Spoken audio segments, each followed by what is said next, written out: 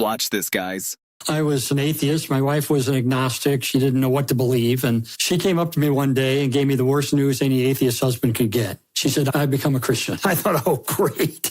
Now she's going to start judging me. Now she's going to try to get me not to hang out with my friends. Now she's going to make the kids think that there's something wrong with me because I don't believe in God. I just saw trouble. And trouble came because all of a sudden she becomes a devout Christian and I'm an adamant atheist. We're at loggerheads. I thought, I got to get my marriage back together here. There's an easy way. All I have to do is disprove Christianity. I went to Yale Law School. I understand what evidence is. I'm sure I can poke enough holes in Christianity that it would fall apart. I thought I could disprove it. I ended up spending a year and 9 months probing the historical data concerning the resurrection of Jesus. Because even as an atheist, I understood everything depends on whether Jesus returned from the dead or not. Because clearly, Jesus made transcendent and messianic and divine claims about himself. He claimed he was the Son of God. But if Jesus claimed to be God, died, and then 3 days later rose from the dead, that's pretty good evidence he's telling the truth. So even as an atheist, I recognized this is the ballgame. As I began to investigate the resurrection, I was stunned. My parents for Christmas gave me this punching clown. It would go down when you would hit it, but then it would bounce back up. That's how I pictured this. I thought I had a knockdown punch. I thought I could disprove Christianity. So I'd hit it with an objection and it would bounce back. There's an answer to that. What about this? Bang, I'd hit it again and it would bounce back. There's an answer to that. So I was stunned because I did not expect there to be any historical validity to the fact that Jesus died on a cross and rose from the dead. But I can summarize it really quickly, what I found, using 4 words that begin with the letter E. Execution. Jesus was dead after being crucified. I thought maybe he survived and the cool, damp air of the tomb resuscitated him. No, we have no record anywhere of anyone surviving a full Roman crucifixion, anywhere. The second E stands for early reports that he rose from the dead. In other words, reports that didn't come after decades of legendary development, but go right back to the cross itself. I used to think as a skeptic, the resurrection is a legend. I knew it took time for legend to develop in the ancient world. Well, what I learned is that we have a report of the resurrection of Jesus has been dated back by scholars to within months of his death. It's in the Bible, 1 Corinthians 15. That is a nugget that talks about the resurrection of Jesus. Dr. James D.G. Dunn of the United Kingdom, he analyzed this report, and here was his conclusion. He says, we can be entirely confident that this report was written originally within months of the death of Jesus. That is a news flash from ancient history, much too quick to be a legend that developed over the generations.